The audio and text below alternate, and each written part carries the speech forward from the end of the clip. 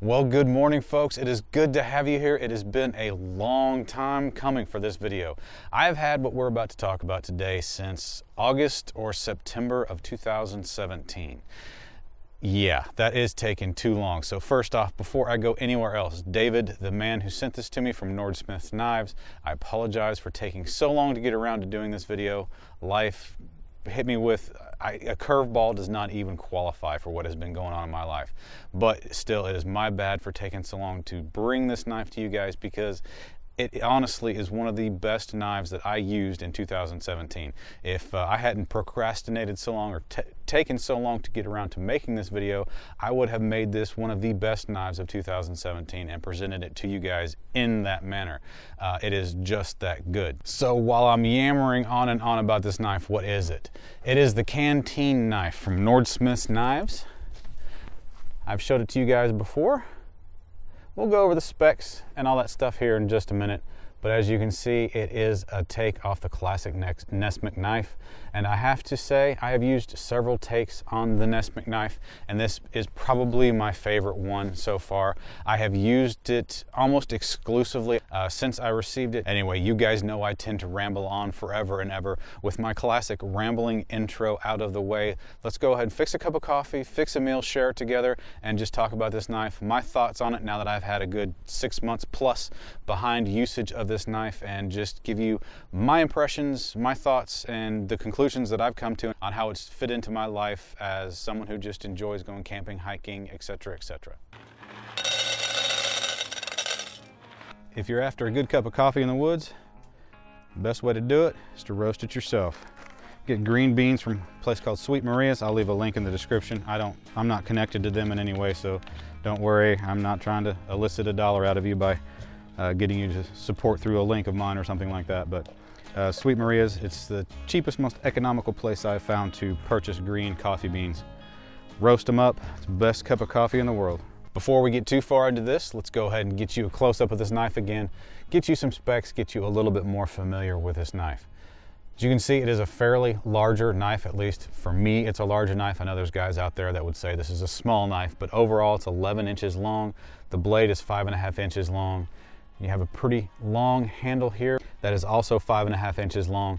As you can see, there's a palm swell. I like it a lot. You guys know I'm picky about my handles because I have long fingers.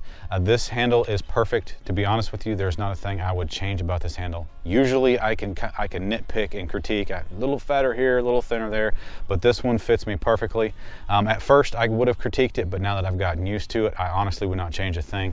As you can see, it's got a swell back here on the pommel, so you can choke back on it, and which finger you choose to choke back on it is up to you. I really like that about it.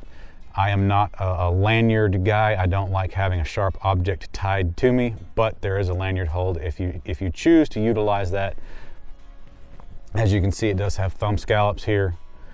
Overall, this is just a very, very well-designed knife, and I don't know why I used the word overall there, because it is just straight up a very well-designed knife. Like I said before, this is probably my overall favorite take on the classic Nessmuck style knife. I like that it has a long sweep, but I also like the fact that the sweep isn't so pronounced that it makes the rocking motion of cooking awkward. You don't, if the sweep was any more pronounced, the cutting area when you're rocking it back and forth on your cutting board is very, very short, because the sweep isn't so drastic from tip to ricasso. You don't have to put a lot of movement in it to cover a lot of the cutting edge when you're rocking it back and forth, cooking something, whether you're trying to whittle your way into a bow drill board or hearth board or something like that. You don't have to put a lot of movement into it to cover a lot of the cutting edge. Now, while this is close up, this may look somewhat familiar to you guys. Now, it's missing the telltale stamp, but this knife is built by LT Wright Company. It is branded, it is designed, it is sold by Nordsmith Knives, but it is built or contracted, LT is contracted to make this knife for Nordsmith. So with that comes a level of quality that, at least for me, means that I can trust that knife to do just about anything I want it to do and not have it fail. Another aspect about this Canteen knife that I really like is it is made out of probably my favorite overall steel, AEB-L steel. I've used it a lot from LT Wright in the last 18 months or so, and I have come to really appreciate it. There are some super steels that are technically harder, that do have better edge retention etc., etc. But I also want a steel that I can maintain out in the field if I so choose, or also that if I neglect it or loan it to a friend and let the edge get so far out that it's not going to take me an hour worth of maintenance to get it back up to the edge that I approve of. So I really like the AEB-L in that it's got really good corrosive resistance, it's got good toughness, it's got good edge retention, and it's easy to maintain. It's just that perfect balance for me. Now, the design intent behind the Canteen knife is to be an all-around outdoorsman's knife, but with a specific focus on small camp tasks, medium camp tasks, stuff like that, but specifically for camp cooking. That is the main focus of the Canteen knife, and it really fits that broad focus, but yet with that also that specific focus on camp cooking very well. And with that being the case, the design of the handle fits very well into that. As I mentioned, you can choke back up on the handle a little bit. Works well if you're delimbing a sapling or something like that. You can choke back up on it and use your wrist to kind of snap and chop those little small tree branches off or whatnot. I am not a guy who likes to take a knife this size and go out there and wail on it and chop and chop and chop and chop and chop. I carry a saw for that, but this knife I'm sure would do it. Given the fact that it is a saber grind with a nice secondary on it, it does have a really good bite to it. If chopping like that is your type of task or something you enjoy to do or use your knives for. But back to the handle, it does allow for many different positions for carving your wood, doing those small tasks, doing the larger or medium tasks. It does have the thumb scallops, so if you're wanting to choke right up on the blade, there's a nice comfortable spot for your thumb to rest right there, right in line with that ricasso, which is my preferred hold as far as doing finer work. Speaking of multiple ways to hold the knife, I like the fact that there's a lot of width to the blade from spine to edge. That gives you a lot of meat to hold on to, whether you want to choke up like that all the way up to the tip of the blade. It gives you a lot of options as far as how you want to hold the knife, whatever tasks you're working on. You're processing a game animal, you're carving a spoon, or whatever you're doing, there are a lot of options on how you can hold this knife and make it comfortable for your hand and the type of work you want to do. And for those that are wondering, it does come with a sheath. It is the classic style sheath that you would expect to see from LT Wright. This is what we call in my family six soup. It's really simple, quick and easy to make, but it calms an upset stomach or sore throat very well, and there's a lot of different variation you can add into it at the same point in time. It's really simple. You have sweet potato, chicken, and today I'm going to add in some fennel at the very end just for texture, but to be honest with you, usually we don't do that as a family. That is just me because I'm the one eating today. Some people prefer to skin their sweet potato. I don't care, but one of the nice things about this knife, it has a 90-degree spine, so you don't have to sit here and slice it off. You can just scrape it off. Quick and easy. While we cut up our ingredients, go ahead and add our anise or star anise and a cinnamon stick or two. It's that star anise that really kind of calms down a sore throat or an upset stomach. The cinnamon helps with the stomach too, I think. But it's the star anise that really does the magic in my opinion.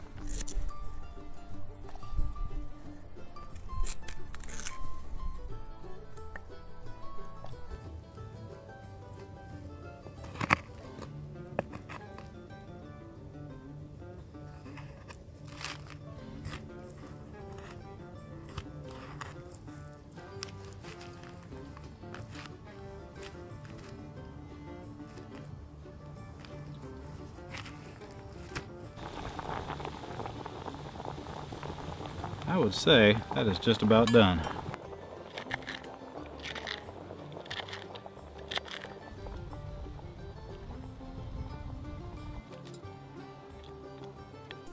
Got salt to taste. If you're sick or just trying to warm up on a cold winter day, which is obviously not today, this is really good.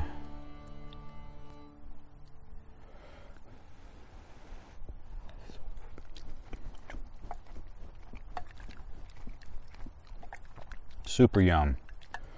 And like I said, that anise flavor, that star anise flavor, if you've got a sore throat or an upset stomach, This goes a long way into maybe not fixing it or making it better, but comforting it, I guess would be a good way to describe it.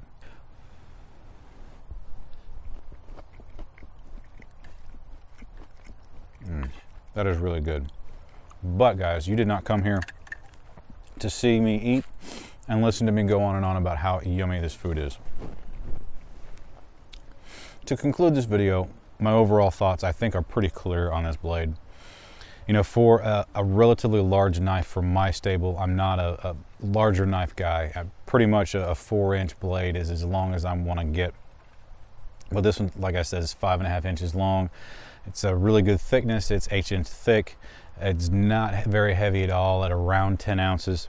The knife packs a lot of punch and it covers a lot of ground for what it's really good at doing. As you guys have seen, and if I haven't found a place to put it in the video, I'll go ahead and put it in now. You know, I even insulated several walls with using this knife. I've used it around the house in cutting out sheetrock to put in new light fixtures and stuff like that. So this knife is not limited to just being good out in the woods. It also does really well at the home front. Back in the beginning of this video, I mentioned that I had long had plans to make this knife of the year 2017 as far as a full-size knife goes, and I wish that I had had the time to do that because this knife deserves it.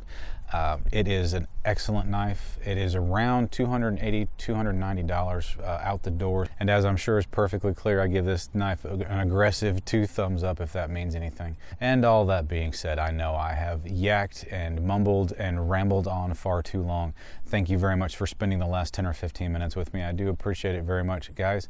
I hope to be back more often on YouTube. I don't know what my schedule is going to be, so just going to have to play it by ear, so to speak. Anyway, thank you again for being here today. David from Nordsmith Knives, thank you very much for sending this out to me. I really do appreciate it. Thanks again, everybody, and I will see you next time. You guys have a great weekend.